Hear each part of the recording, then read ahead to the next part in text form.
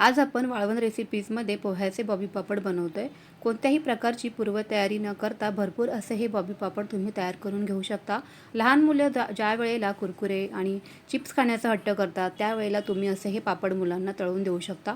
त्यासाठी इथे मी एक मोठं पातेलं भरून पोहे घेतलेले आहेत। पोहे आपल्याला अगदी कमी गॅसवरती सतत हलवत भाजून घ्यायचे आहेत। भाजून झाल्यानंतर पोहे आपल्याला मिक्सरच्या भांड्यामध्ये संपूर्णपणे थंड करून बारीक करून घ्यायचे आहेत। 0 नंबरच्या चाळणीने याची आपल्याला पावडर तयार करून घ्यायची आहे। वरची जी काही जाड कणी उरलेली आहे तर ती आपल्याला वापरायची नाही।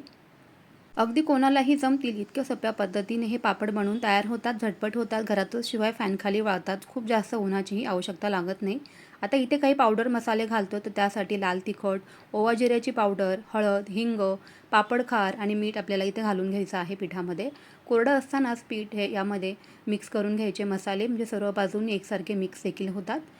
साध्या पाण्यानेच म्हणजे नॉर्मल टेम्परेचरच्या पाण्याने आपल्याला इथे हे पीठ तयार करून घ्यायचं आहे। खूप जास्त पातळ मळायचं नाही, थोडंसं दाटसर असंच आपल्याला हे पीठ इथे भिजवून घ्यायचं आहे।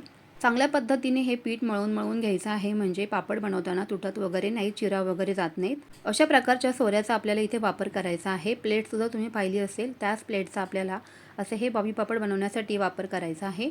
अगदी झटपट आणि पटकन हे पापड बनवून तयार होतात, शिवाय लहान मुलांना तर खूपच आवडतात। वर्षभर आपण हे पापड टिकवणार असतो, त्यामुळे एक दिवस तरी कडकडीत उन्हामध्ये यांना वाळवून घ्यायचं।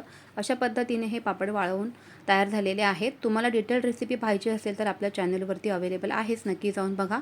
तळल्यानंतर तुम्ही पाहू शकताय मस्त असे पापड खुसखुशीत बनवून तयार झालेले आहेत। रेसिपी आवडली असेल तर लाईक, शेअर आणि सबस्क्राईब। पुन्हा भेटूयाच, तोपर्यंत बाय बाय।